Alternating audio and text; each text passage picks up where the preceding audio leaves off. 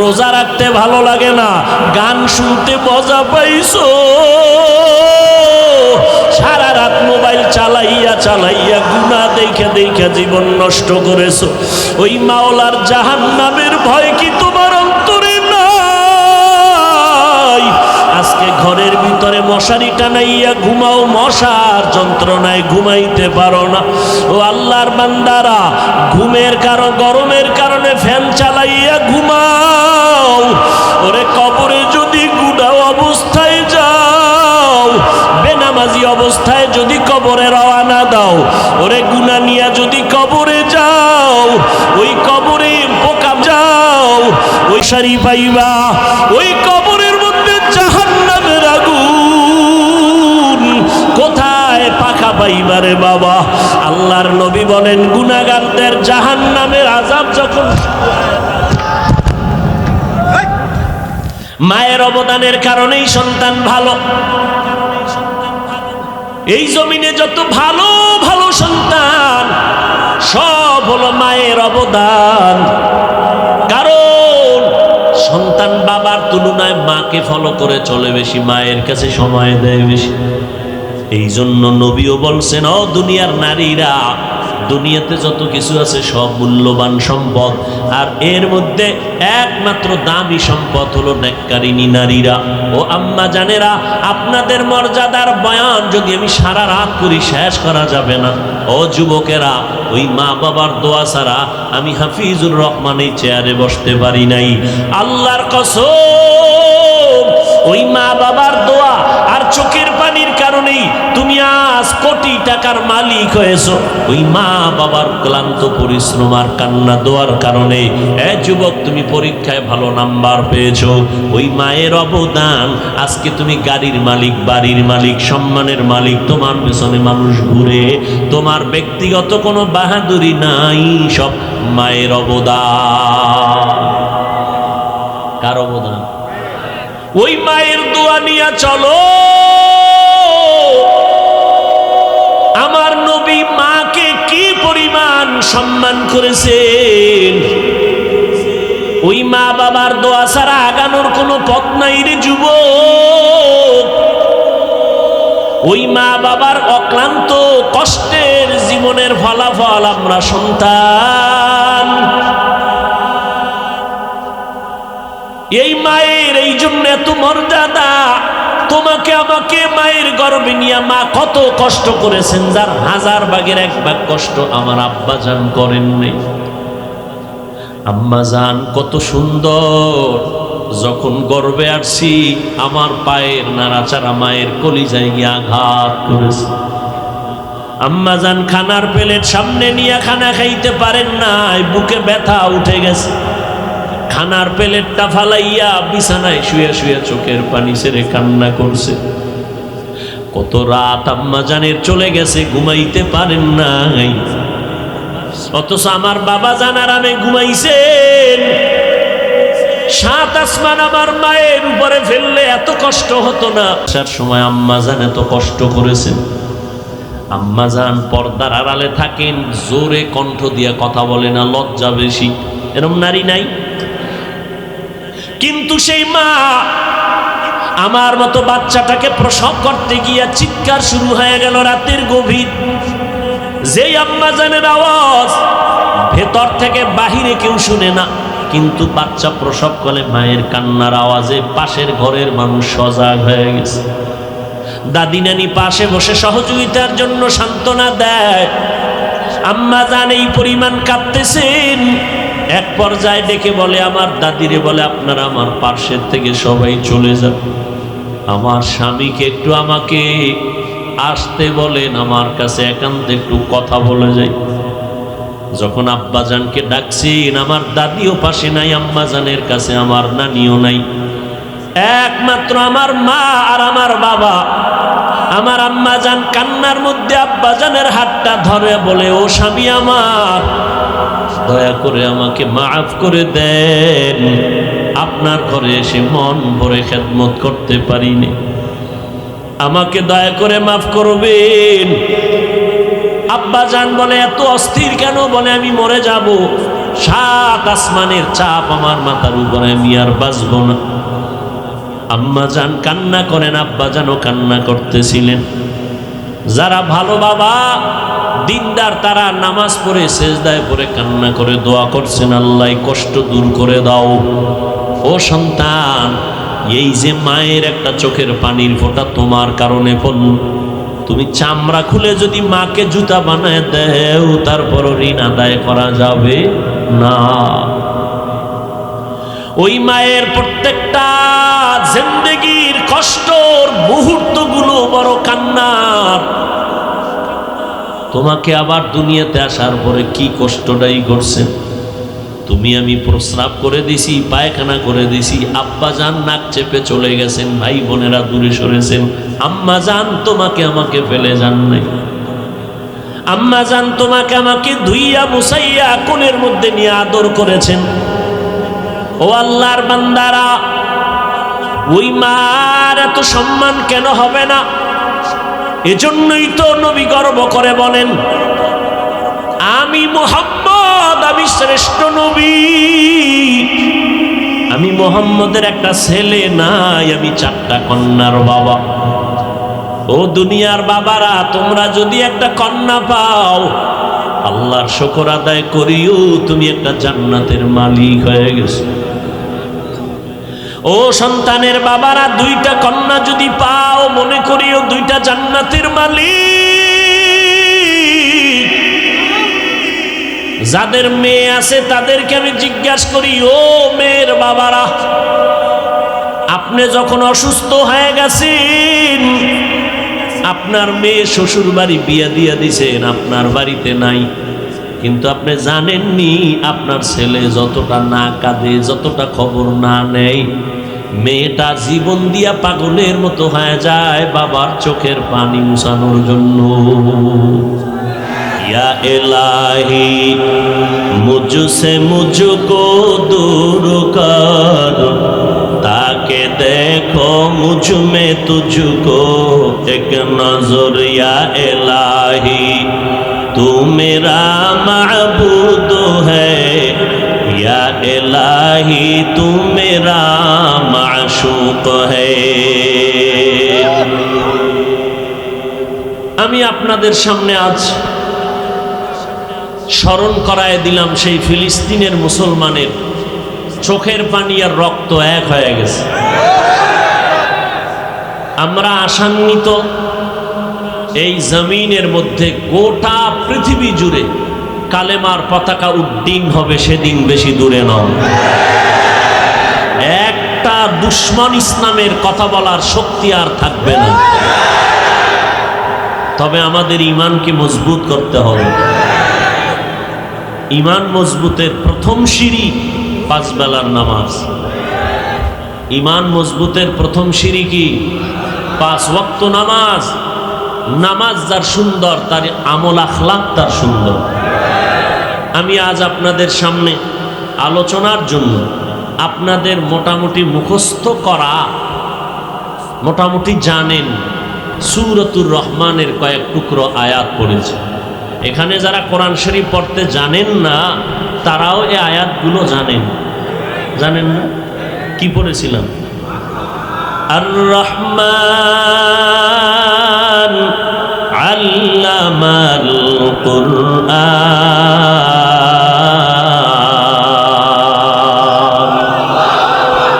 খালাকাল ইনসানা আল্লামাহুল বায়ান।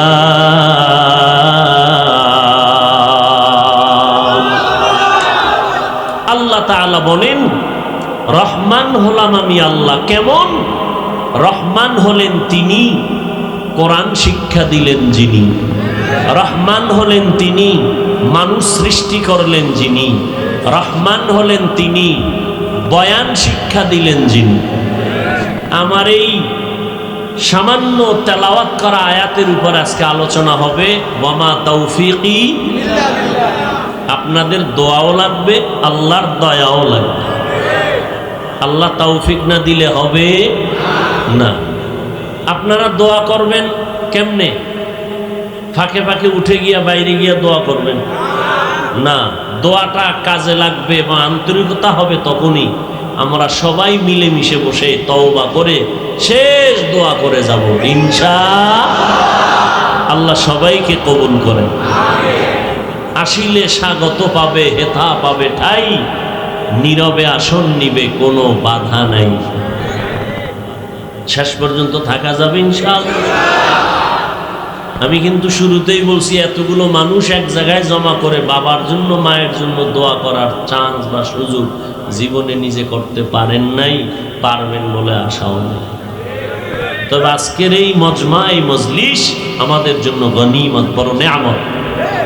আল্লাহ সবাইকে কবুল করেন। তবে আমার বয়ান আমি আপনাদের দোয়ায় চালাবো, আপনাদের ধৈর্যও লাগবে, দোয়াও লাগবে। তবে আমার বয়ান কমে যাবে যদি কেউ উঠা বসা করেন, তাহলে আমি হাত দুইটা উঠাইয়া মোনাজাতটা দিয়ে চলে যাব। আল্লাহ সবাইকে কবুল করে। আচ্ছা, উঠার তো কিছুটা কারণ থাকে। আম্মাজান টেলিফোন করছে, এখন অসুস্থ, সেটা ভিন্ন কথা। কিন্তু 4-5 জন একসাথে উঠলে কি 5 জনের মায়ের টেলিফোন করে? খবরদার, সাবধান।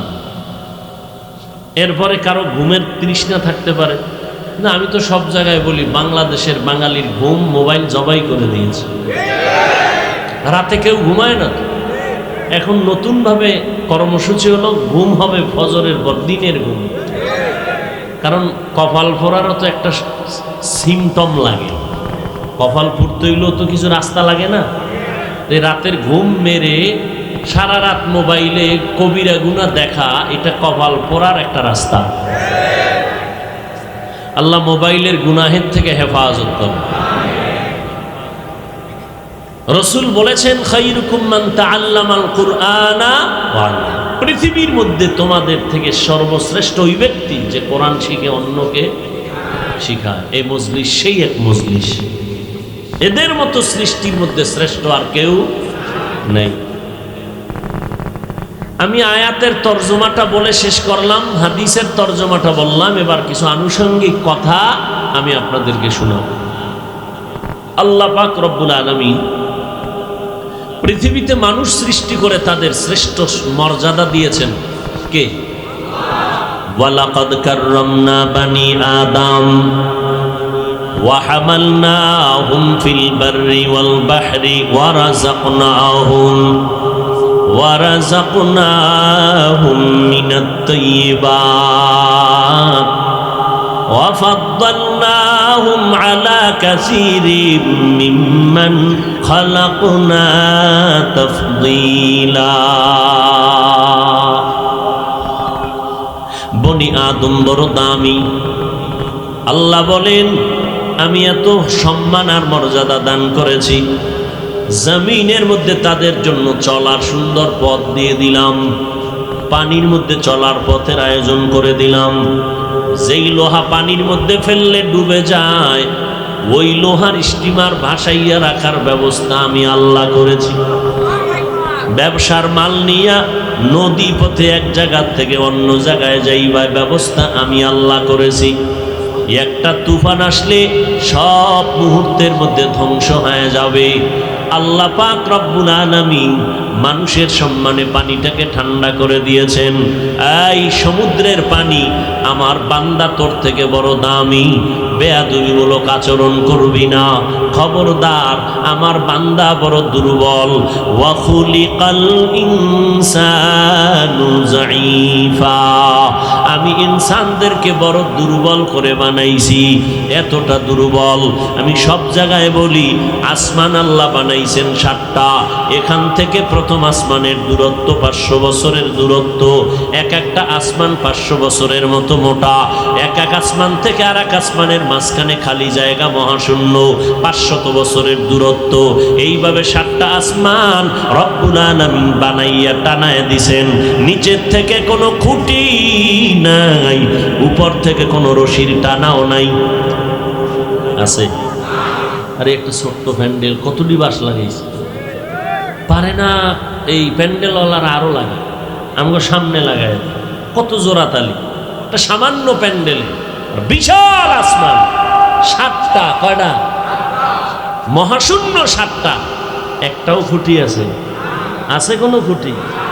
কাদের কুদরত দারি বার কামাল আন্তা রব্বি আন্তা হাসবি জুল জালাল তুহি কাদের জলিলুল্লাহ জাহাদার বহর হালে তুহি মেরা নেগাহদার। এই 7টা আসমান, 7টা মহাশূন্য, সাথে আরো 7টা জমিন। যেই মাটি পানির মধ্যে ফেললে ডুবে যায়, ওই মাটির জমিন আল্লাহ পানির উপরে সুন্দর করে টাইট করে দিলেন, নড়াচড়া যেন না করে। আল্লাহ পাহাড় দিয়ে প্যারাক মেরে দিলেন। আলাম নাজআলিল আরদা মিহাদা ওয়াল জিবালা আওতাদা। বড় বড় পাহাড় জমিনটাকে ব্যালেন্স ঠিক করে রেখেছে। কুদরত কার?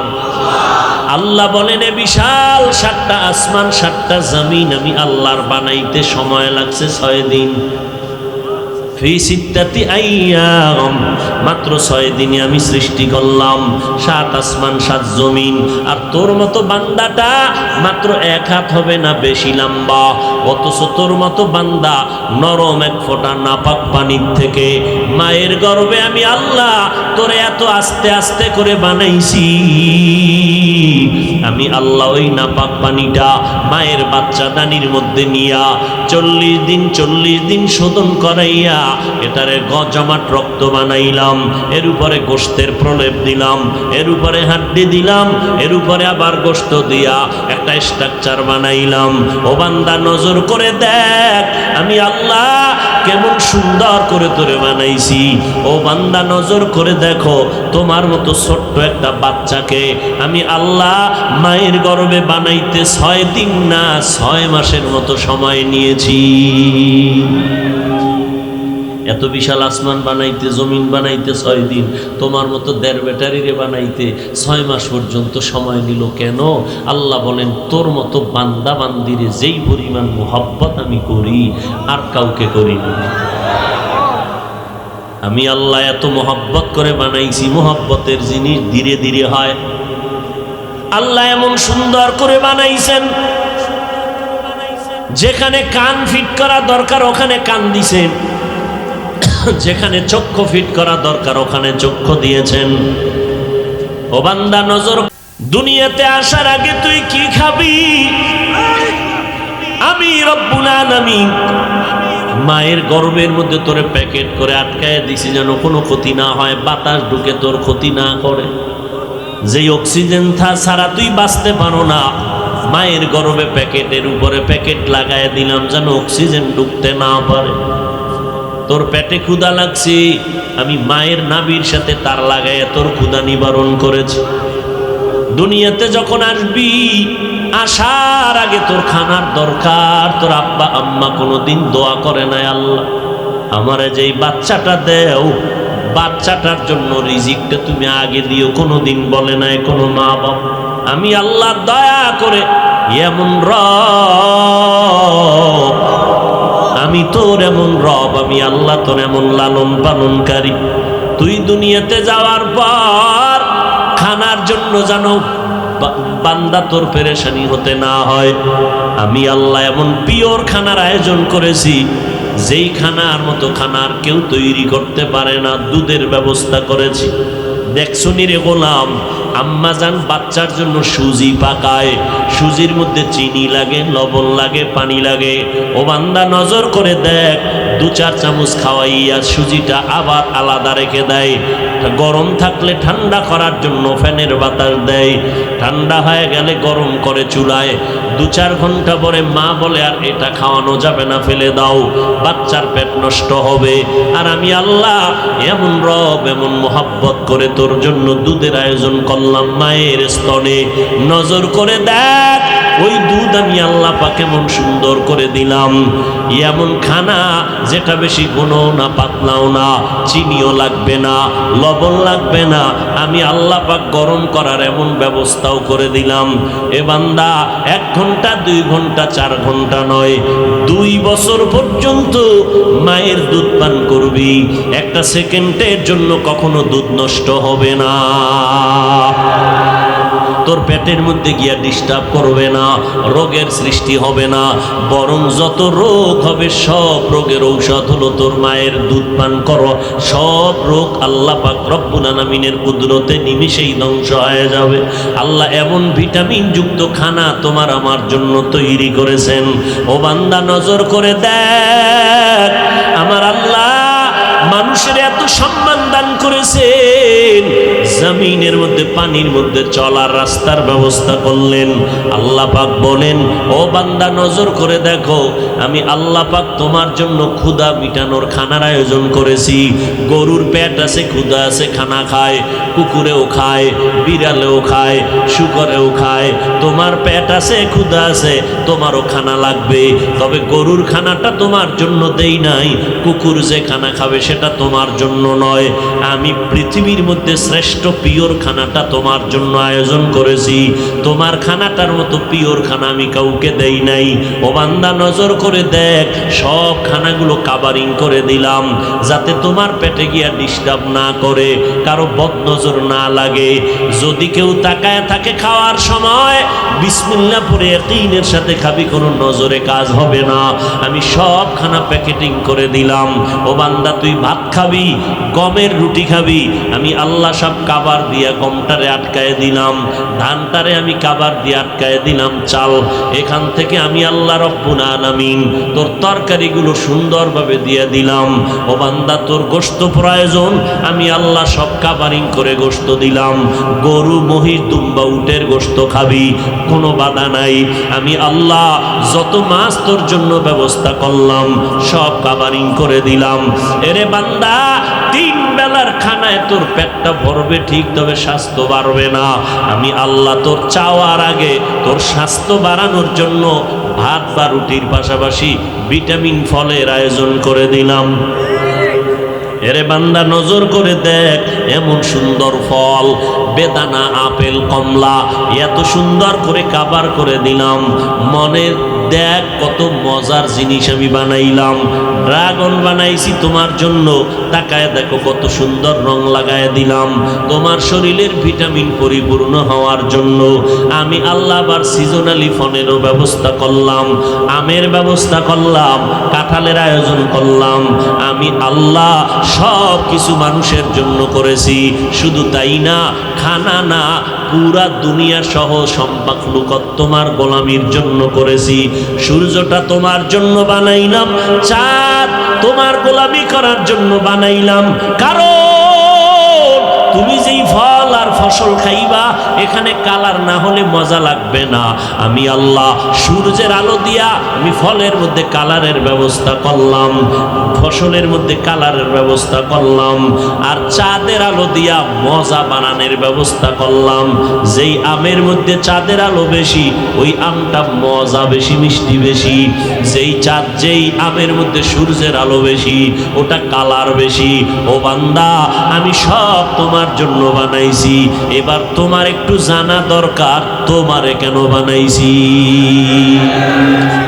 हकीकत से तू दुनिया बेखबर है, दुनिया की नुमाइश पर नजर है। नमी गुयम के आज दुनिया जुदा बाश, बहारुकारी के बाशी बा खुदा बाश। সব আমাদের জন্য বানাইছেন। এবার আমগো জানার দরকার, আমারে আল্লাহ কেন বানাইছেন। একজনে কয় বিড়ি টানার জন্য, মোবাইল চালানোর জন্য। এরে যুবক, কয়দিন আর যৌবনের বাহাদুরি করবি? আব্বা জানের দিয়ে তাকায় দেখ, দাদার দিয়ে তাকায় দেখ। আল্লাহ গরু পশুরে আকল দেয় নাই, যাচাই করে ভালো মন্দ দেখবে। আল্লাহ মানুষকে এই আকলটা দান করছেন। একটু নজর করে, এত পণ্ডিত তোমরা এত বুদ্ধি নিয়ে চলো, হুজুরদের কথার কোনো মূল্য নাই, কারণ হুজুর মূর্খ, হুজুরের মাথায় বুদ্ধি কম। আমি তোমার কম বুদ্ধি দিয়া একটা প্রশ্ন ময়দানে করি, সাহস থাকলে দাঁড়াইয়া তুমি যুক্তি পেশ করো। আল্লাহর কুদরত তো তুমি মানতে চাও না, তুমি একটু ব্রেন খাটাইয়া বলো। একই পাতিলায় ভাত তৈরি করে আমার আম্মা জান, খানা তরকারি রান্না করে আম্মা জান, একই মশলা, একই আগুন, একই তরকারি আর ভাত ডাইনিং টেবিলে আসছে, আব্বা খায়, আম্মা খায়, আমিও খাই, আমার ভাই বোনেরাও খায়। এবার শুনো নরসিংদী শিবপুরের মুসলমানেরা, ভালো করে জবাব দাও। একই তরকারি, একই খানা, আব্বা আম্মা খাইয়া হয় দিন দিন দুর্বল, আর আমরা একই খানা হই খাইয়া সন্তানেরা হই শক্তিশালী সবল। কারণ কি? ওই পণ্ডিতেরা বলো। আল্লাহর কুদরত তো তুমি মানো না, তুমি যুক্তি পেশ করো। কি যুক্তি আছে তোমার কাছে? এই জমিনে গরু বেশি না কুত্তা বেশি? কি? গরু বেশি। একটা গরু বছরে বাচ্চা দেয় কয়টা? একটা কুত্তা দেয় কয়টা? একটা কুত্তায় কমপক্ষে 5টা বাচ্চা দেয়, গরু দেয় একটা। দুনিয়ার কেউ কুত্তা জবাই করে খায় না, নাকি নরসিংদী খায়? গরু, যেই ভারতে গরুরে এত দেবতা, গরুরে মা মা কইয়া সম্মান করে, পূজা করে, সেখানেও গরু জবাই হয়। কোটি কোটি কোটি কোটি কোটি কোটি গরু জবাই হচ্ছে সারাটা বছর। বলো বাবা, কুত্তায় বাচ্চা দিল 5টা, কেউ খাইল না, গরু বাচ্চা দিল একটা। কোটি কোটি গরু জবাই হয়, বলো এরপরেও কি কুত্তা বাড়ছে না গরু বাড়তেছে? জবাব দাও, কারণ কি? আল্লাহর কুদরত কইবে না, কারণ তুমি আল্লাহরে মানো না। কুদরত কব আমরা, কারণ আমরা আল্লাহর গোলামি করি। তুমি যেহেতু আল্লাহও মানো না, নবীও মানো না, হুজুরও মানো না, তাহলে তুমি তোমার সায়েন্স দিয়া, মেধা দিয়া যুক্তি পেশ করো। গরুতে খায় কি? ঘাস। কালার কি? পিওর সাদা দুধ আসে কেমনে? আচ্ছা, আগামীকাল সকাল 9টায় যেই গরু তোমাকে 10 কেজি দুধ দেয়, কালকে গিয়ে ওলানটা কেটে ফেলবা দুধ দোহানের আগে, অথবা পুরো গরু কাটবা, আমাকে আধা কেজি দুধ বের করে দিবা জবাই করে। শেষ, পণ্ডিতি শেষ। সে আল্লাহরে চিনলা না। আল্লাহ সবাইকে হেদায়াত দান করুন। আল্লাহ কত দয়ার মালিক। ওই আল্লাহ তাআলা বলেন, আমি তোমার জন্য সব আয়োজন করেছি,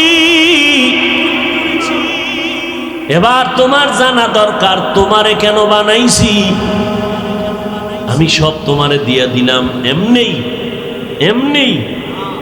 আসমানটা তোমার গোলামি করে, জমিন তোমার গোলামি করে, বাঘ তোমার গোলামি করে, পানি তোমার গোলামি করে, বাতাস তোমার গোলামি করে, সূর্য তোমার গোলামি করে, চাঁদ তোমার গোলামি করে, এমনি এমনি। আফা হাসিবতুম আন্নামা খালাকনাকুম আবাসা ওয়া আন্নাকুম ইলাইনা লা তুরজাউন।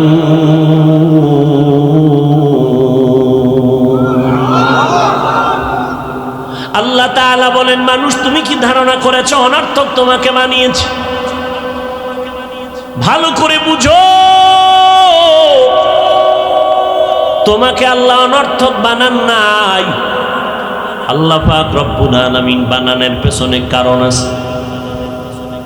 ও আল্লাহর বান্দারা, এবার ভালো করে বুঝেন। আমার নবী বলতেছেন, দুনিয়ার মানুষ আল্লাহ এত মর্যাদা দেওয়ার পরে এই মর্যাদা যেন নষ্ট না হয়, আল্লাহ 2টা ব্যবস্থা দিয়েছেন। এই 2 ব্যবস্থা ধরে রাখবা, তোমার সম্মান নষ্ট হবে না। 1 নাম্বার, ব্যক্তি উস্তাদ মেনে চলবা, আর হলো আল্লাহর দেওয়া কিতাব মেনে চলবা। ব্যক্তিদের মধ্যে শ্রেষ্ঠ ব্যক্তি আমার নবী রাহমাতুল লিল আলামিন আর কিতাবের মধ্যে শ্রেষ্ঠ কিতাব কোরআনুল কারীম। আমার নবীকে 40 বছর পরে কোরআন দিলেন। খুব খেয়াল করেন, কয় বছর পর? 40 বছর পরে আল্লাহ কোরআন দান করলেন। এই দীর্ঘ 40টা বছর আমার নবী কখনো কালেমার দাওয়াত দেয় না, রোজার কথা বলে না, নামাজের কথা বলে না। কোরআন আসছে, আল্লাহর নবী তেলাওয়াত দিয়ে দাওয়াত শুরু করলেন। 40 বছর পর্যন্ত নবীজি বাইতুল্লাহর দূরে হেরা গুহা, ওই পাহাড়ের গুহার মধ্যে গিয়ে আল্লাহর ধ্যানে কাটাইতেন। এই পণ্ডিত যারা খুব ফেতনা লাগাও, সাধারণ মানুষ তো আর ফেতনা লাগায় না, ফেতনা ছড়ায় ইসলামের ব্যানারওয়ালা নামদারি কিছু ওলামায়ে কেরামরা। আমাকে বলেন তো, বাইতুল্লাহর দাম বেশি না হেরা পর্বতের দাম বেশি? এটাও চিন্তা করে কইতে হইব। কি হেরা পাহাড়ের দাম বেশি না বাইতুল্লাহ? তুলনাও তো চলে না। নবী সেই দামি বাইতুল্লাহ, যে বাইতুল্লাহর দিয়ে তাকায় থাকলেই সওয়াব, সেই বাইতুল্লাহ বাদ দিয়া বাইতুল্লাহকে ছেড়ে সপ্তাহে সপ্তাহ হেরা পাহাড়ের চূড়ায় গুহায় ধ্যানে কাটাইলেন কেন? কখন বলবো ওই সমস্ত কথাই? প্রশ্নের জবাব যদি দেই, বহু বাতিলের জবান বন্ধ হয়ে যায়। মসজিদ বাদ দিয়া খানকায় বইয়া কি করো? হ্যাঁ, মসজিদ বাদ দিয়া খানকায় বসে তুমি কি আমল করো? কি লাভ হবে? আমাকে আগে জবাব দাও। বাইতুল্লাহর এত সম্মান, এত দাম, কোরআনের আয়াত দ্বারা বাইতুল্লাহর সম্মান স্বীকৃত, সেই বাইতুল্লাহ ছেড়ে সপ্তাহে সপ্তাহ রসুল হেরা গুহায় গিয়া রইলেন কেন? বুঝো কিছু। একাকিত্বের দাম কত?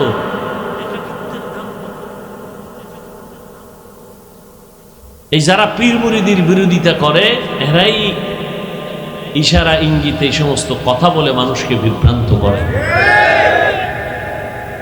আমি তো ওপেন বলি, সারা দেশে যারা বলে ওলিয়া উলিয়া মানি না, এটি কোরআন হাদিসে নাই, এরা ভণ্ড। খুব খেয়াল করেন, ভুল হলে দাঁড়ায় যাবেন, জাবিজ ভাই কথাটা আপনার সুন্নাহর বাইরে, আমি ভুল স্বীকার করি, কোনো প্রেশানি নেই।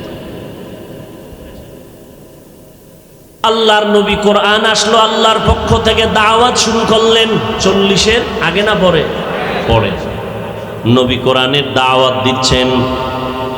নবীর দাওয়াতের 1 নাম্বার কর্মসূচি ইয়াতলু আলাইহিম আয়াতিহি, 2 নাম্বার কর্মসূচি ওয়ায়ুযাক্কিহিম।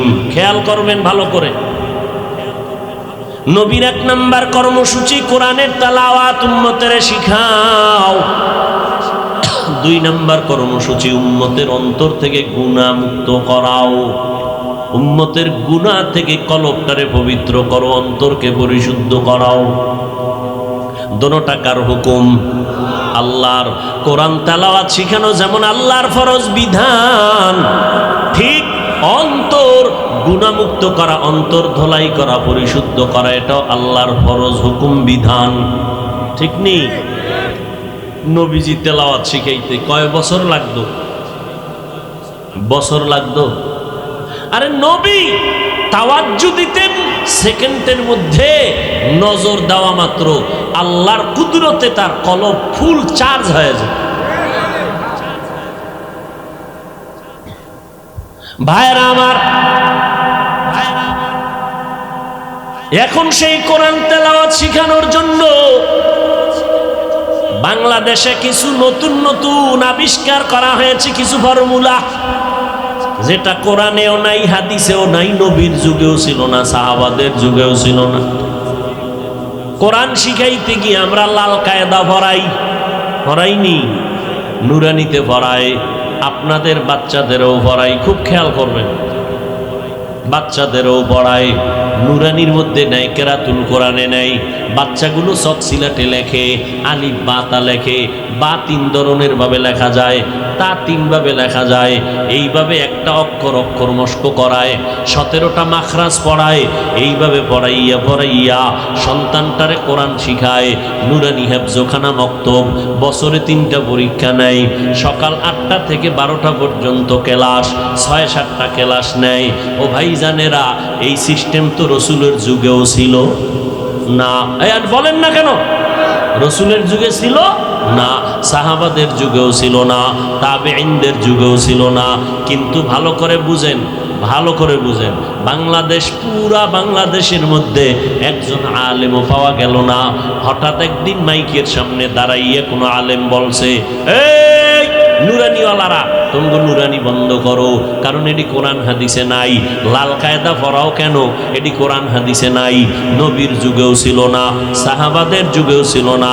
এই যে 3টা ক্লাস, 5-7টা ক্লাস, 3টা পরীক্ষা, সকাল 8টা থেকে বিকাল 4টা পর্যন্ত, এইভাবে নিয়ম কইরা লাল কায়দা পড়াও, চক সিলেটে লেখাও, নবীর যুগেও ছিল না, সাহাবাদের যুগেও ছিল না। এগুলো বন্ধ করে দাও, বেদাত। একজন আলেমও বলছে, বরং সবাই সহযোগিতা করে, ঠিক নি? কারণ কি, সবার দিলের মধ্যে এটা ঢুকছে যে লাল কায়দা পড়ুক আর কালা কায়দা পড়ুক, এর দ্বারা উম্মত কোরআন শিখবে। কথা ঠিক? এবার আসেন পরেরটা, কলব থেকে গুনাহমুক্ত করানো নবীর দায়িত্ব। নবী যাকে হাত লাগায় দেয়, মোহাব্বতের তাওয়াজ্জু দেয়, তার কলবে পাওয়ার বেড়ে যায়। কিন্তু বর্তমান দুনিয়ায় আল্লাহওয়ালারা, আহলুল্লাহ যারা, আউলিয়ায়ে কেরাম, এরা উম্মতের এই কলব গুনাহ থেকে বাঁচানোর জন্য বিভিন্ন প্রক্রিয়ায়, তরিকায় সবক দেয়। সকালে জিকির করো, সন্ধ্যাবেলা জিকির করো। তাবলীগওয়ালারা কয় 6 উসুলের কাজ করো, দেখবা গুনাহ থেকে দিন দিন বেঁচে যাইবা, সুন্নতের আমল করতে তোমার মজা লাগবে। এইবার আমগো দেশের হুজুরেরা মাইক লাগায় কয়, এই তাবলীগ বন্ধ করো, কোরআন হাদিসে নাই, নবীর যুগে নাই। কিসের জোরে জিকির, কিসের ফজরের পরে জিকির, কিসের সন্ধ্যার পরে জিকির, এগুলো কোরআন হাদিসে নাই, এগুলো বন্ধ করে দাও, বেদাত। বলনেওয়ালা ঘরে ঘরে তৈরি হচ্ছে, চ্যালেঞ্জ দিয়ে বলতেছে পীর মুরিদি শিরিক, এগুলো করা যাবে না। কিসের 626 তরিকা, কিসের জোরে জিকির, মজলিস মিলাইয়া সকালে কেন জিকির, আর সন্ধ্যার পরে আবার কেন জিকির? ইল্লাল্লাহ, আল্লাহ আল্লাহ, লা ইলাহা ইল্লাল্লাহর জিকির, এগুলো বন্ধ করো। ওই হুজুরকে জিজ্ঞাসা করতে চাই, আপনি যদি বলেন নবীর যুগে না থাকলেই তাহলে বেদাত হবে, বন্ধ করা লাগবে, তাহলে লাল কায়দা ফরানে সেখানে কেন ফতুয়া দিলেন না? নুরানি মাদ্রাসার বিরুদ্ধে কেন বললেন না? ওখানে আপনি বুঝছেন ওই সিস্টেম যতই নতুন হোক না কেন, উম্মতের উদ্দেশ্য ভালো, ওলামায়ে কেরাম সবাইরে কোরআনওয়ালা বানাতে চায়। ঠিক আল্লাহর বান্দারা এই জমিনে তাবলীগের মাধ্যমে, আল্লাহওয়ালাদের সোহবতের মাধ্যমে, সকাল সন্ধ্যা জিকিরের মাধ্যমে, 6 উসুলের মাধ্যমে, আমার মতো হুজুর না, লাখ লাখ ইংরেজি পড়ুয়া জেনারেল লাইনের মানুষ, RAB, army, police, OC, DC, SP, এইভাবে হাজারো লাখ মানুষ আগে নামাজ পড়তো না, এখন নামাজ পড়ে, তাবলীগের সোয়া পাইয়া পীরের কাছে যাইয়া পর্দা করে হালাল খায়। এরা আগের তুলনায় খারাপ হলো না ভালো হলো? এটা অন্তরে, এটার বিরোধিতা কেন? এটা অন্তরে ঢুকায় নাই। যে তরিকা যাই হোক না কেন, জিকির সকাল সন্ধ্যা হোক না কেন, মানুষের উদ্দেশ্য আল্লাহওয়ালাদের যে কলবের থেকে গুনাহমুক্ত হয়ে যাক, এইটা অন্তরে ঢুকাইল না। কারণটা কি? যারে দেখতে নারী তার চলন বাঁকা। ভাইরা আমার, এই ফিতনা, এই ফিরকা আজ গোটা দেশ জুড়ে গরম। আর আমি ওপেন বলে গেলাম, যারা বলে ওলি মানি না, আউলিয়া মানি না, তারা কোরআন শরীফ মানে না, বুখারী শরীফ মানে না, তারা বাতিল, তারা ভণ্ড। তাদের যারা ভণ্ড বলে না, তারাও ভণ্ড। এরে যুবক, আমার নবীর যুগে বাতিল ভণ্ড ছিল নি? সত্য কথা বলেন, নবীজি বাতিলের বিরুদ্ধে কথা বলছেন নি? তাহলে কিয়ামত পর্যন্ত বাতিলের বিরুদ্ধে কথা বলা একদিকে নবীর আদর্শ মতে সুন্নত, অপরদিকে কোরআনের আইনে ফরজ। যদি কান হাফিজ ভাই গীবত যদি হয়, গীবত হলেও সওয়াব, বলেন গীবত হলেও। দলিল ওয়াইলুল লিকুল্লি হুমাজাতিল লুমাজা আল্লাযী জামাআ মালান ওয়া আদ্দাদা। এই সূরাটা তুমি মোবাইলে সার্চ দাও, বাংলায় তাফসীর খুলো, ব্যাখ্যাগুলো পড়ে দেখো। ওই সূরার ব্যাখ্যায় লেখা আছে কোন কোন কারণে গীবত করা যাবে না, কোন কোন কারণে গীবত করাই লাগবে না, করলে গুনাহ হবে। এই সূরার ব্যাখ্যায় সুন্দর করে লেখা আছে। ও আল্লাহর বান্দারা, আল্লাহ পাক রব্বুল আলামিন বলেন, এই কোরআন তেলাওয়াত করে নবী উম্মতের শুনায় রহমানের কালাম পড়ো, আল্লাহর ইবাদত করো। মুশরিক বেঈমানের কয় মুহাম্মদ তোমারে নবী বলে মানবো কেমনে? তুমি একবার কও এক আল্লাহর ইবাদত করো, আবার কও রহমানের ইবাদত করো। রহমানকে আল্লাহর নবী কয় জবাব নাও, একটু দেরি করো। আল্লাহ রহমানের পরিচয় দিয়া সূরাতুর রহমানে বলতেছেন নবী জানায় দেন আমি রহমানকে। আর রহমান আল্লামাল কুরআন খালাকাল ইনসান। রহমান হলেন তিনি, কোরআন শিক্ষা দিলেন যিনি, মানুষ সৃষ্টি করলেন যিনি। ও আল্লাহর বান্দারা, আমরা দেখি দুনিয়াতে সৃষ্টি আগে হয়েছি তারপরে কোরআন শিখছি। আল্লাহ কয় না না, আমি আগে কোরআন শিখাইছি তারপরে মানুষ সৃষ্টি করেছি। আল্লাহ উল্টা বললেন কেন? আল্লাহর কথাই তো সত্য, বুঝার ভুল হতে পারে আমাদের। মুফাসসিরিনে কেরাম বলেন আল্লাহ উল্টা বলার কারণ হলো আল্লাহ যে বলছেন আমি আগে মানুষ সৃষ্টি করি নাই, আমি আগে কোরআন শিখাইছি তারপরে মানুষ বানাইছি। এই কথার কারণটা কি? আল্লাহর আদালতে সব মানুষের দাম নাই। আদম নবীর বংশে জন্ম নিলেই জান্নাত পাওয়া যাবে না, মানুষের জন্ম হলেই জান্নাত পাওয়া যাবে না। আল্লাহর আদালতে একমাত্র গুণের মানুষরাই জান্নাত পাবে। মানুষ আল্লাহর কাছে দামি বংশগত মানুষ না, জন্মগত মানুষ না, আল্লাহর কাছে দামি হলো গুণের মানুষ। কিসের মানুষ? গুণের মানুষের বড় দাম। এরে পর্দার আড়ালের আম্মা জানেরা, এরে আম্মা জান, আল্লাহ পাক আপনাদের এত মর্যাদা বাড়াইছেন, কিয়ামত পর্যন্ত পৃথিবীর কেউ আর বাড়ানোর কোনো রাস্তা আল্লাহ রাখেন নাই। সর্বোচ্চ মাকামে নারীদের সম্মান আল্লাহ দিয়েছেন। এই জন্য নারীদের এত সম্মান কেন?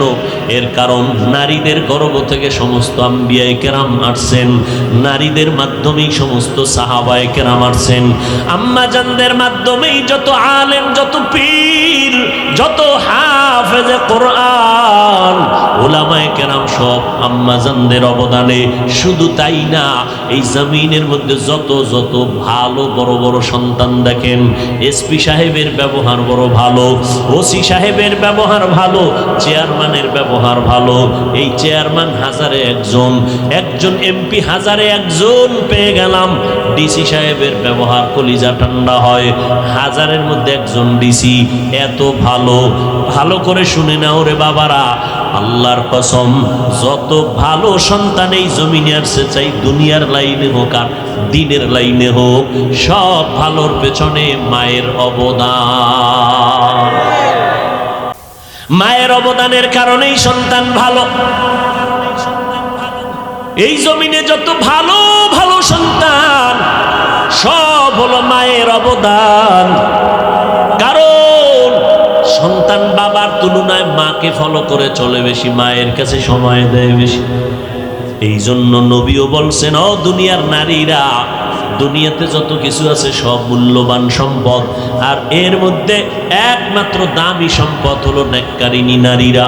ও আম্মা জানেরা, আপনাদের মর্যাদার বয়ান যদি আমি সারা রাত করি শেষ করা যাবে না। ও যুবকেরা, ওই মা বাবার দোয়া ছাড়া আমি হাফিজুর রহমান এই চেয়ারে বসতে পারি নাই। আল্লাহর কসম, ওই মা বাবার দোয়া আর চোখের পানির কারণেই তুমি আজ কোটি টাকার মালিক হয়েছো। ওই মা বাবার ক্লান্ত পরিশ্রম আর কান্না দোয়ার কারণে যুবক তুমি পরীক্ষায় ভালো নাম্বার পেয়েছো। ওই মায়ের অবদান, আজকে তুমি গাড়ির মালিক, বাড়ির মালিক, সম্মানের মালিক, তোমার পেছনে মানুষ ঘুরে, তোমার ব্যক্তিগত কোনো বাহাদুরি নাই, সব মায়ের অবদান। কার অবদান?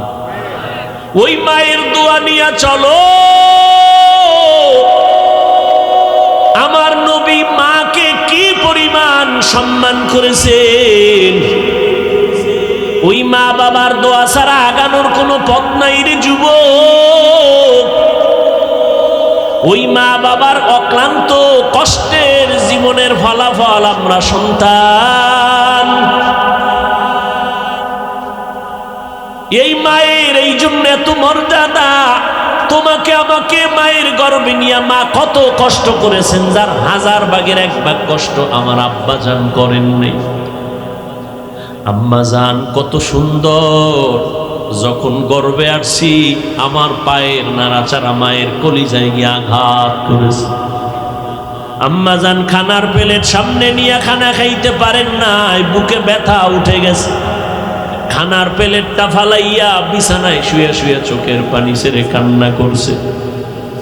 কত রাত আম্মা জানের চলে গেছে, ঘুমাইতে পারেন নাই। অথচ আমার বাবা জান আরামে ঘুমাইছেন।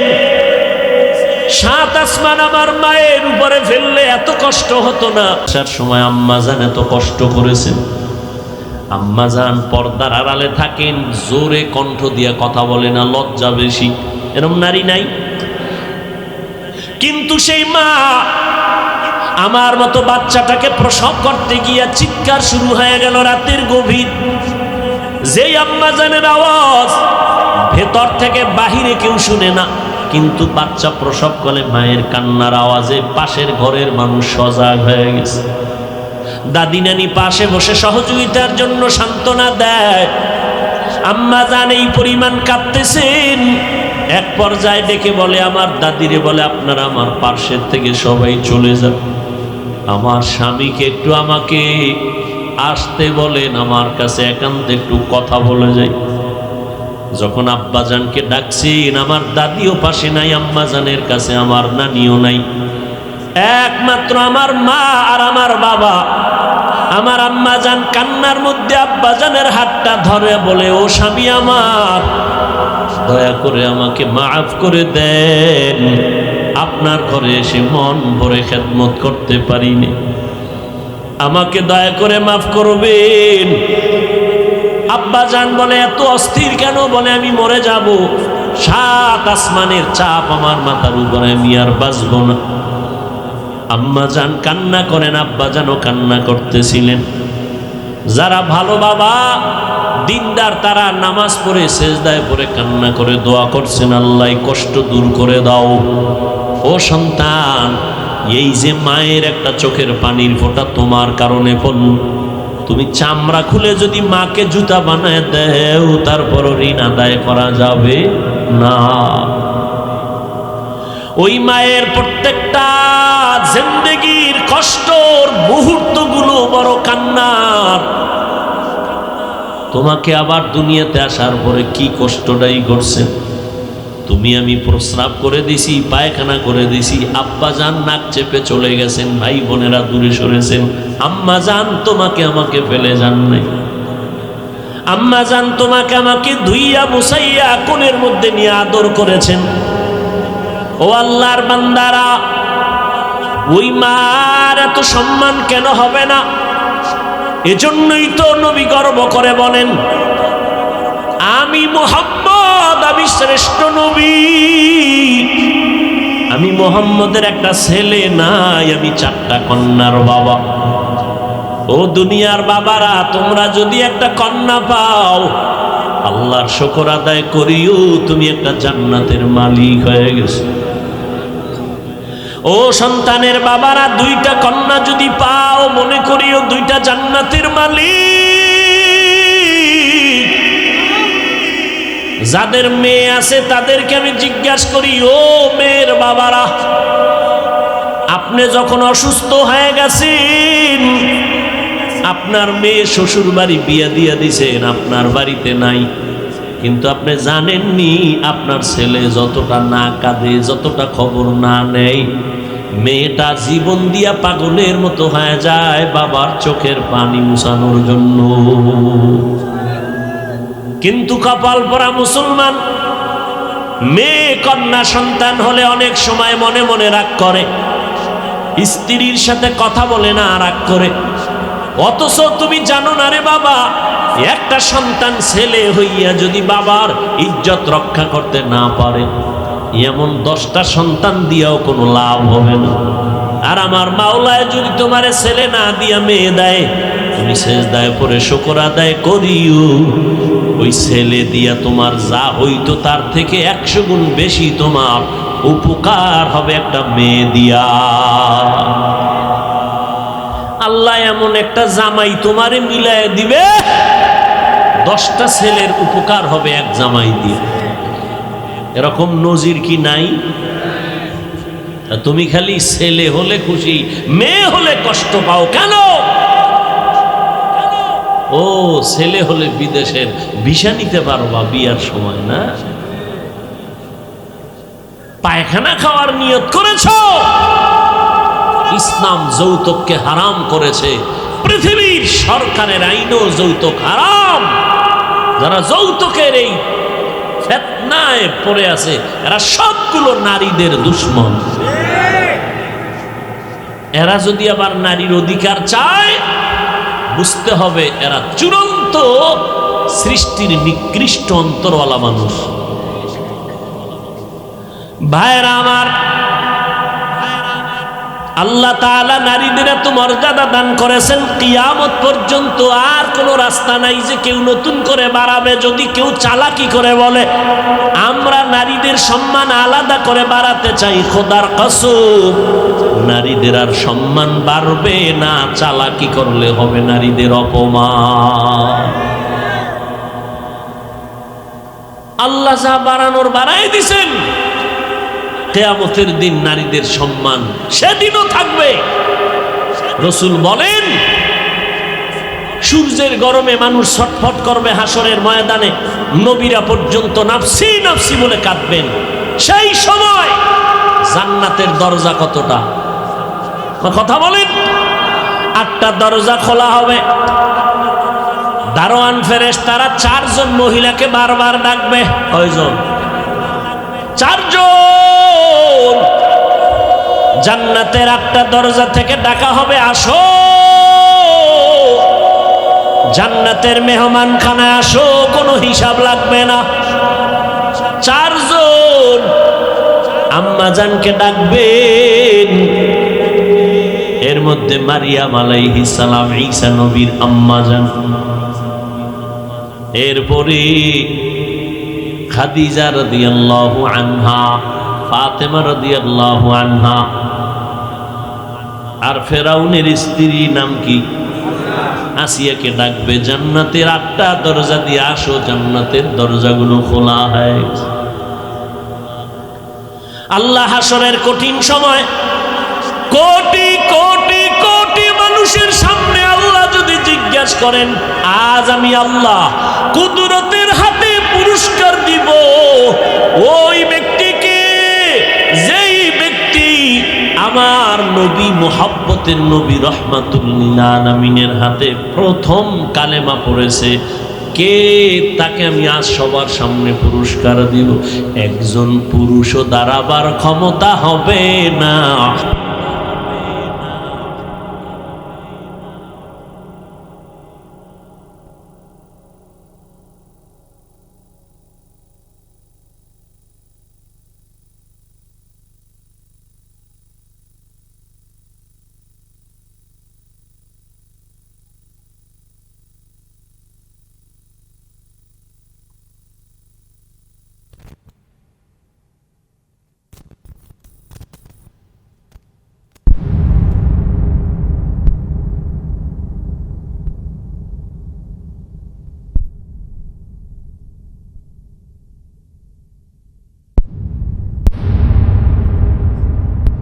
কে শহীদ হয়েছে বেঈমানের মোকাবেলায়?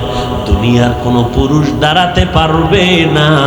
একজন নারী দাঁড়ায় বলবেন, আল্লাহ নবীজির দিন আদর্শ বাস্তবায়নের ক্ষেত্রে আমি সুমাইয়া নামের নারীটা শাহাদাতের পেয়ালা পান করেছি। ও আল্লাহর বান্দারা, দিনের জন্য হিজরত একটা বড় ইসলাম জীবনের বড় একটা নিদর্শন হিজরত। আল্লাহ যদি হাসরের ময়দানে বলে আমার দিন জিন্দার জন্য কে জালেমদের জুলুম থেকে এলাকা ছাইরা জন্মভূমি ছেড়ে হিজরত করেছো, প্রথমকে দাঁড়াও, পুরস্কার দিব। কোন পুরুষ দাঁড়াতে পারবে না, একজন নারী দাঁড়াইয়া বলবেন ও আল্লাহ, আমি দিন জিন্দা রাখার জন্য আমার বাচ্চা নিয়া, আমার স্বামীরে নিয়া আমি হিজরতের পথে রওনা হয়েছি। বিশ্বনবীর কলিজার টুকরা রুকাইয়া রাদিয়াল্লাহু তাআলা আনহা প্রথম হাবশায় হিজরত করেছেন। ওসমান রাদিয়াল্লাহু তাআলা আনহুর স্ত্রী নবীজির কন্যা রুকাইয়া রাদিয়াল্লাহু তাআলা। দুনিয়াতে প্রথম মুফাসসির এই জমিনের মধ্যে কোরআনের তাফসীর আর ইলম ও হিকমতের প্রথম যিনি, দুনিয়াতে গর্বিত সন্তান আল্লাহর নবীর কলিজার স্ত্রী আবু বকর সিদ্দিক রাদিয়াল্লাহু তাআলা আনহুর মেয়ে আম্মা জান আয়েশা রাদিয়াল্লাহু তাআলা আনহা। এরে আম্মা জানেরা, সারা রাত যদি আপনাদের মর্যাদার বয়ান করি শেষ করা যাবে না। ওই খাদিজার মতোই তো আপনার একজন নারী, ফাতেমা রাদিয়াল্লাহু তাআলা আনহার মতো নারী, আয়েশা রাদিয়াল্লাহু তাআলা আনহার মতো নারী, ফাতেমা রাদিয়াল্লাহু তাআলা আনহার মতো আপনারাই তো নারী। এরে আম্মা জান, আপনাকে বলি না আপনি দরজায় তালা লাগাইয়া আর জীবনে জানালা দিয়েও তাকাবেন না, এটা ইসলাম বলে নাই। এরে আম্মা জান, স্বামীর মাল হেফাজত করবেন, অগোচরে স্বামীর মাল কোথাও নষ্ট করবেন না, স্বামীর অনুমতি ছাড়া খরচ করবেন না। সন্তানটারে আদর্শওয়ালা বানাবেন, ডাক্তার বানাবেন তবে আদর্শওয়ালা ডাক্তার বানাইয়েন। সন্তানকে ইঞ্জিনিয়ার বানাবেন তবে আদর্শওয়ালা বানাইয়েন। আপনার সন্তানের ব্যবহারে যেন কোনো আলেমরা কষ্ট না পায়, আপনার সন্তানের আচরণে যেন এলাকার মুরব্বীরা কষ্ট না পায়, আপনার সন্তানের আচরণে যেন কোনো বন্ধু বান্ধবরা কষ্ট না পায়। ও নবীর উম্মতের দল, আল্লাহ পাক রব্বুল আলামিন এই জন্যই তো আল্লাহ রব্বুল আলামিন বলেন আমি আগে কোরআন শিখাইয়া তারপরে মানুষ বানাইছি, আগে মানুষ বানাইয়া কোরআন শিখাইছি বলেন নাই। কারণ আমার কাছে বংশগত মানুষের দাম নাই, জন্মগত মানুষের দাম নাই, আমার কাছে গুণগত মানুষের দাম। গুণের মানুষ যদি হতে পারেন আম্মা জান, গুণের মানুষ যদি হতে পারেন, জিন্দেগি দুনিয়াও সফল আখিরাতও সফল। গুণটা কি? রহমাতুল লিল আলামিনের আদর্শের গুণে চলবেন। আম্মা জান, কত মর্যাদা আপনাদের। আপনার সন্তানগুলো যদি দিনদার হয়, আদর্শওয়ালা ডাক্তার হয়, একটা সন্তানের দ্বারাই সম্ভব দুনিয়ার সব অন্ধকার দূর করা সম্ভব। এসপি সাহেব ছুটি নিয়ে বাড়িতে চলে গেলেন এক সপ্তাহের জন্য। খানার টেবিলে বসছেন, খানা খাইয়া বিকালবেলা চলে যাবেন, কালকে অফিস ধরবেন। আম্মাজান খানার টেবিলে বলে বাবা আমি কোন দিন মরে যাই, বুড়া হয়ে গেছি, আমার একটা বিদায় বেলা আবদার রাখবা নাকি বলো। এসপি সাহেব খানার টেবিলে বলে আম্মাজান আপনি আমাকে আদেশ দেন, আমার জীবন দিয়া হলো আমি রক্ষা করব। আমি হাফিজুর রহমান সহ হাজারো আলেম তারে বয়ান করিয়া যে উপকার না হইল। আম্মাজানের 1 মিনিটের কথা এসপি সাহেব পুরা বুজুর্গের মতো অন্ধভক্ত হয়ে গেল। আম্মাজান কাউ সন্তান, আল্লাহ তোমাকে সম্মানের চেয়ার দান করেছেন, তুমি যতদিন সম্মানের চেয়ারে থাকবা, আমি মায়ের অনুরোধ জীবনে তুমি গরিবের উপরে জুলুম করবা না, মিথ্যা কথা বলবা না, আর হালাল ছাড়া হারাম টাকা কখনো হাত দিয়া ধরবা না। আমি মা দোয়া করে গেলাম, আল্লাহ তোমার সম্মান আরো বাড়াবে, ইজ্জত বাড়াবে। খানার টেবিলে এসপি সাহেব মায়ের সাথে কথা দিয়া কয় আম্মা জান মরিয়া গেলে যাব, আপনার কথা আমি রক্ষা করবই করব। এবার মায়ের থেকে বিদায় নিয়া এসপি সাহেব যখন নরসিংদীর চেয়ারে বসলো, বসার পরে টাকার বস্তা ডান বাম থেকে আসতেছে, আসা মাত্রই মায়ের কথা স্মরণ হয়ে গেছে। ধমক দিয়া বলে তাড়াতাড়ি এখান থেকে টাকার বস্তা সরাও, না খাইয়া থাকলেও জীবনে হারাম খাবো না। আম্মা জানের কথা মনে পড়ে গেছে। একজন গরিব কয় স্যার আমি গরিব, আমার টাকা নাই, আমারে একটা মানুষ বড় জ্বালাতন করে। এসপি সাহেব বলে আমার পকেটের টাকাও যদি লাগে তোমার উপকারের জন্য আমি দাঁড়ায় গেছি। মায়ের ওয়াশটা তখন কাজে লেগে গেছে। একটা কথা জবানে মিথ্যা বলে না, এই রকম এসপি নাই। অভাব নাই। এই জন্য আম্মা জানদারে বলবো, এরে আম্মা জান, সন্তানকে ডাক্তার বানাবেন, ইঞ্জিনিয়ার বানাবেন, তবে আদর্শওয়ালা বানাইয়েন আম্মা জান। আপনার সন্তানের দ্বারা যেন দুনিয়ার মানুষ উপকার পায়, আর উপকার পাইলে সবাই দোয়া করবে। দোয়ার অংশ আপনি মা কবরে কিয়ামত পর্যন্ত পেতে থাকবেন। ও আল্লাহর বান্দা বান্দিরা, আল্লাহ বলেন আমার কাছে গুণের মানুষের বড় দাম, গুণের মানুষ ছাড়া আমি কাউকে জান্নাত দিব না।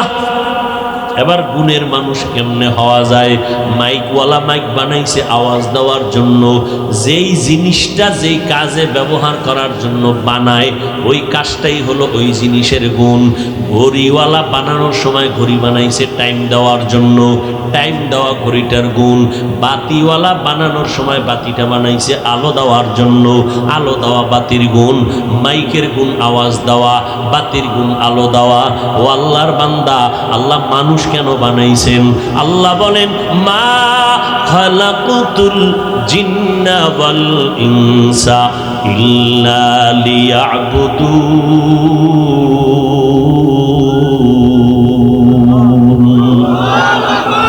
আমি আল্লাহ মানুষ বানাবার একমাত্র কারণ আমার ইবাদত। কার ইবাদত? ইবাদতের জন্য মানুষ বানাইছেন। এবার আমাকে বলেন, মানুষের গুণ কি? দেখছেন, মাইকের গুণ কি? আওয়াজ দাও। বাতির গুণ কি? পাখার গুণ কি? ঘড়ির গুণ কি? কেন বললাম? যেই জিনিস যেই কাজের জন্য বানায়, ওই কাজ ওই জিনিসের গুণ। মানুষ কোন কাজের জন্য বানাইছেন? ইবাদতের জন্য। তো মানুষের গুণ কি? ইবাদত করা। কিন্তু ইবাদত করবেন কেমনে জানতে হবে না? সিস্টেম শিখতে হবে না? জানার জন্য, শিখার জন্য লাগবে কোরআন। কি লাগবে? কোরআনের মাধ্যমে ইবাদতের নিয়ম শিখবে। কয় কোরআন পড়তে জানি না, হাদিস ধরো।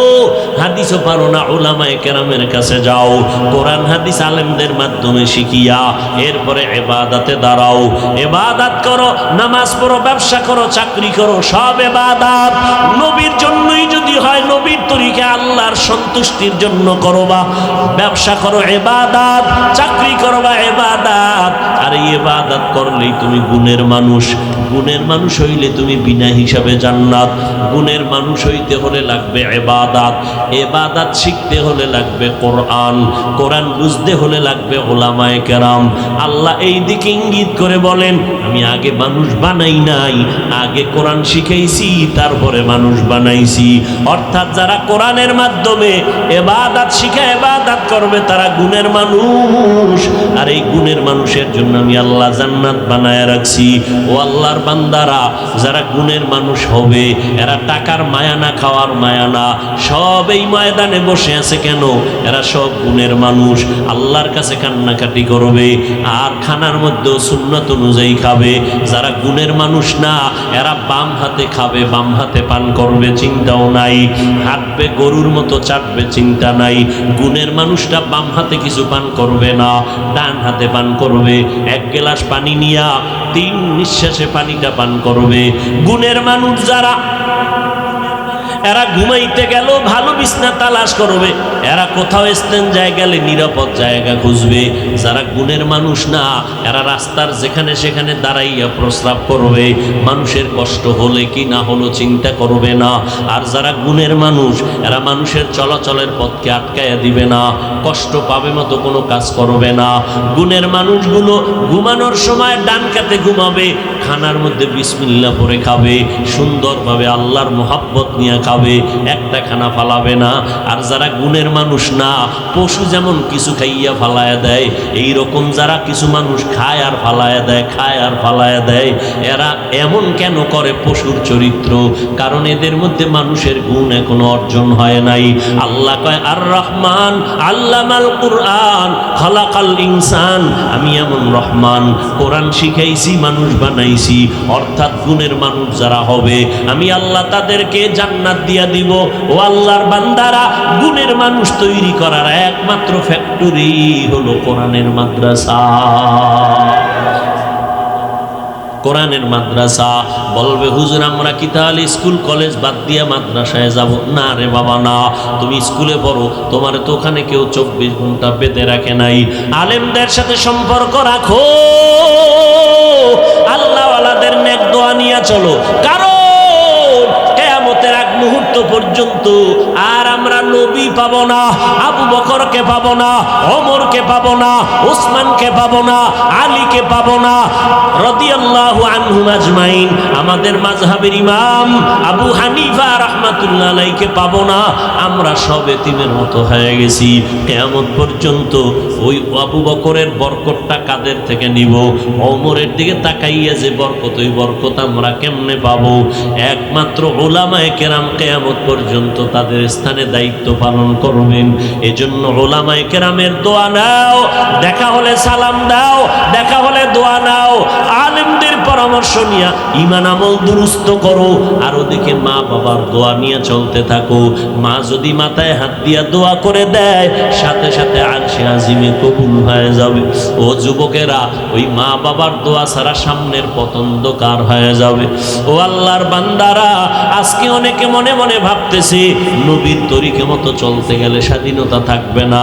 ও বাবা, আজকে তুমি কি মনে মনে ভাবতেছো হুজুরদের কথা মিথ্যা, কোরআন মিথ্যা? না রে বাবা, না। আল্লাহর কোরআন সত্য, একটা মিথ্যা কথাও নাই। আজকে তোমার পায়ে ধইরা ধইরা বয়ান করার পরেও, তাবলিগওয়ালাদের বয়ান, জুমার দিন খতিব সাহেবদের বয়ান, আমাদের বক্তাদের বয়ান, এত বয়ানের পরেও তুমি টুপি পরতে চাও না, তুমি দাড়ি রাখতে চাও না, নামাজ পড়তে চাও না, মা বাবার খেদমত করতে চাও না। কেন? তুমি আবার আমারে যুক্তি দিয়া দাঁড় করায় রাখো, হুজুর আপনি বুঝেননি কি? টুপি মাথায় দিলে মাথা গরম লাগে, দাড়ি রাখলে যৌবনের ভাব থাকে না, এত বড় লম্বা জামা পরলে শরীরটা গরম লাগে। ও বাবা, তুমি কি এই বুদ্ধিটা আমাকে দাও? আমার কি বুঝ নাই? আমার কি মাথা খারাপ? এই টুপির কারণে তো মাথা গরম আমারটাও লাগে, এই জামার কারণে শরীর গরম তো আমারটাও লাগে।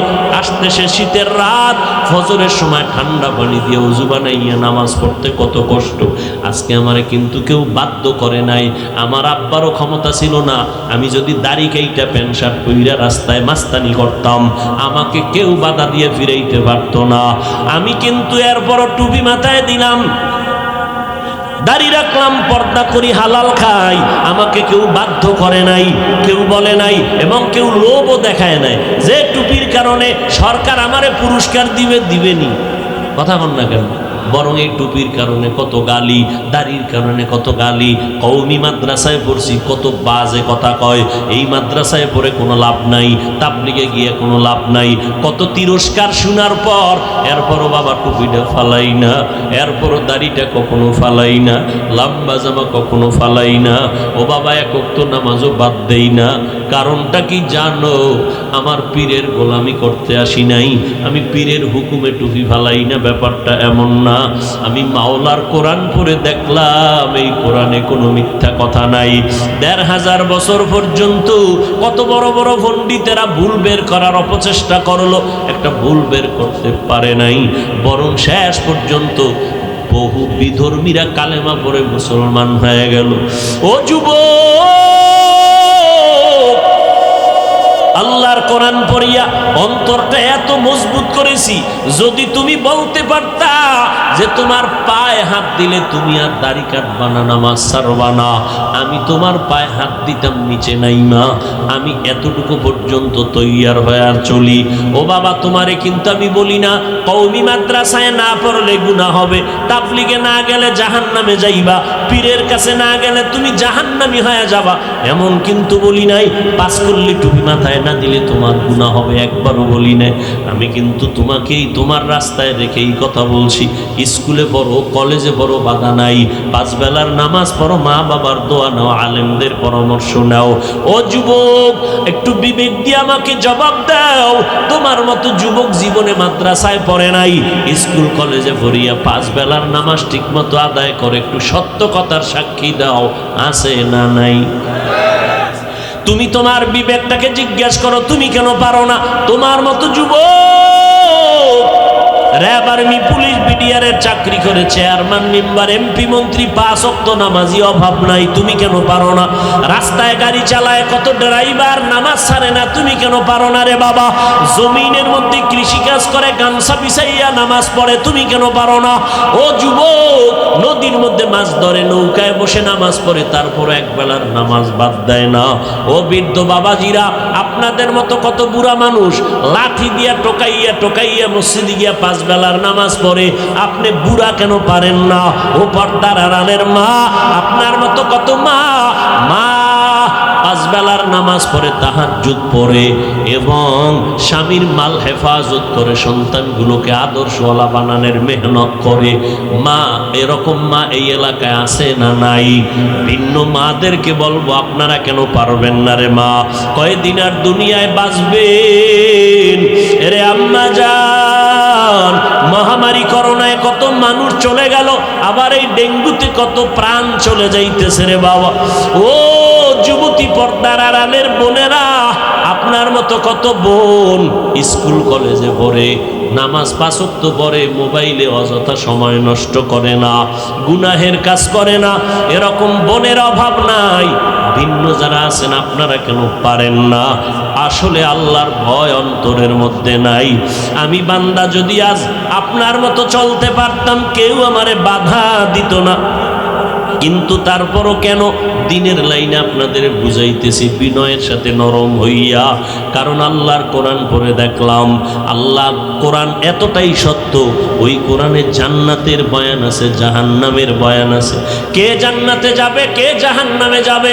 অনেকে কথায় কথায় বলে জান্নাতে কে যাবে, কে বলতে পারে? আরে আল্লাহ তো কোরআনে বলে দিছেন জান্নাতে কারা যাবে, জাহান্নামে কারা যাবে। ইন্নাল আবরারা লাফি নাঈম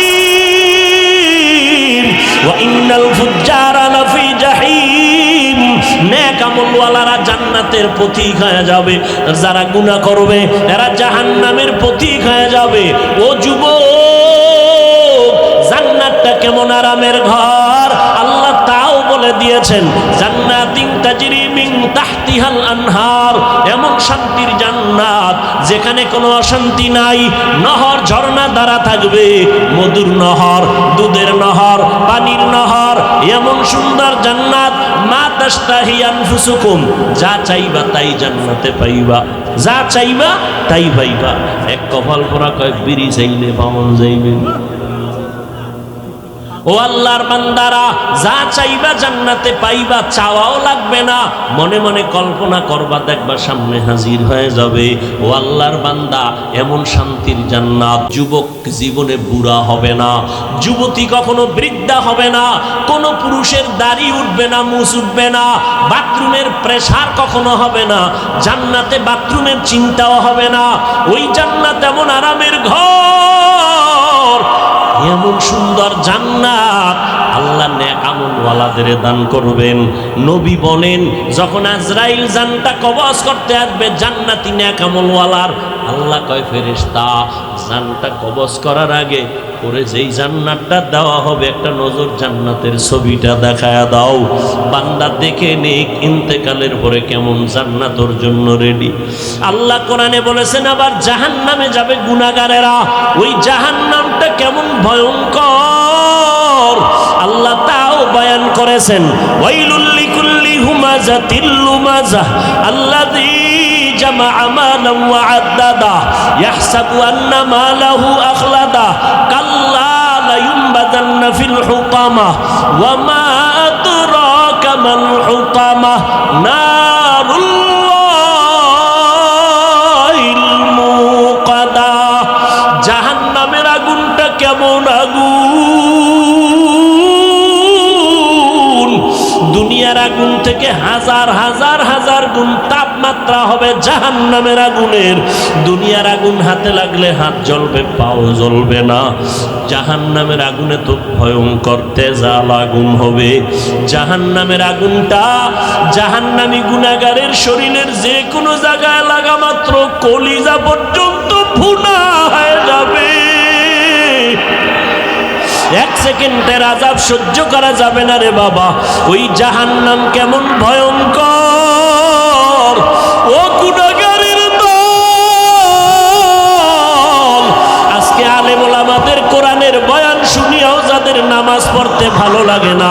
রোজা রাখতে ভালো লাগে না, গান শুনতে মজা পাইছো, সারা রাত মোবাইল চালাইয়া চালাইয়া গুনাহ দেখে দেখে জীবন নষ্ট করেছো। ওই মাওলার জাহান্নামের ভয় কি তোমার অন্তরে নাই? আজকে ঘরের ভিতরে মশারি টানাইয়া ঘুমাও, মশার যন্ত্রণায় ঘুমাইতে পারো না। ও আল্লাহর বান্দারা, ঘুমের কারণ গরমের কারণে ফ্যান চালাইয়া ঘুমাও। ওরে কবরে যদি গুনাহ অবস্থায় যাও, বেনামাজি অবস্থায় যদি কবরে রওনা দাও, ওরে গুনাহ নিয়া যদি কবরে যাও, ওই কবরে পোকামাকড় আসবে, কই মশারি পাইবা? ওই কবরের মধ্যে জাহান্নামের আগুন, কোথায় পাখা পাইবারে বাবা? আল্লাহর নবী বলেন, গুনাহগারদের জাহান্নামের আযাব যখন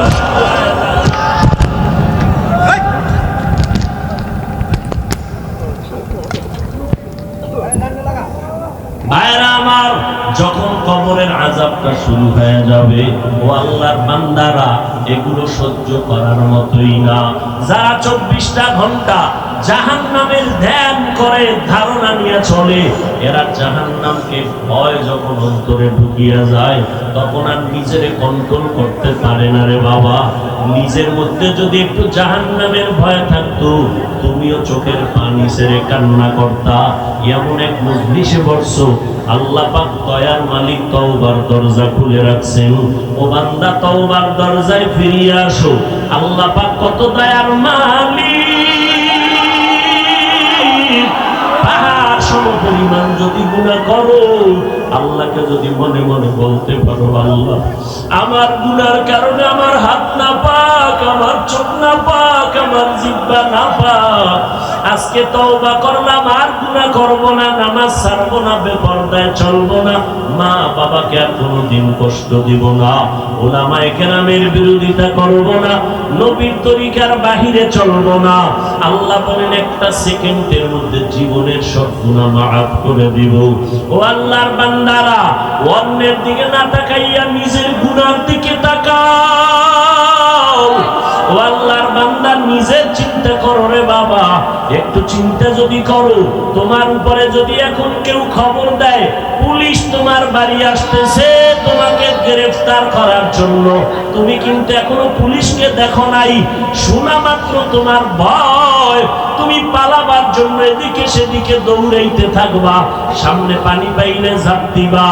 ওরে আল্লাহর বান্দা, যারা গুনার কথা খেয়াল করতে করতে করতে করতে মুরাকাবার মধ্যে ঢুকতে ঢুকতে যখন তাদের এমন একটা হালাত তৈরি হয়ে গেছে যে গুনার কারণে দেখে চারদিকে আগুন, তখন তাদের অন্তরে এমন ভয় শুরু হয়ে যায়, ওই আগুন থেকে বাঁচানোর জন্য এদিক সেদিক ছোটাছুটি করে, কন্ট্রোল করতে পারে না, দৌড়াদৌড়ি করে চিৎকার দেয়, আর আল্লাহকে বলে, আল্লাহ আমাকে মাফ করিয়া দাও, আর আমি অপরাধ করব না। ও আল্লাহর বান্দারা, পুলিশের ভয়ে যদি তোমার খানা দানা বন্ধ হয়, তুমি ছুটাছুটি করতে পারো, আল্লাহর আযাবের ভয় কি কম? আল্লাহর আযাবের ভয়ে যদি সাহাবায়ে কেরাম কান্না করতে পারেন, তোমার চোখে কেন পানি আসবে না রে বাবা? একটু বেতের বাড়ি সইতে পারো না, মশার কামড় সহ্য করতে পারো না, গুনাহ নিয়ে কবরে যদি যাও রে বাবা, আল্লাহর নবী বলেন, আল্লাহ পাক রাগান্বিত হয়ে কবরকে আওয়াজ দিয়া বলবেন, ওই গুনাহগারের কবরের মাটি এই নাফরমান গুনাহগারের দুই পার্শ্ব থেকে জোরে জোরে চাপ দাও।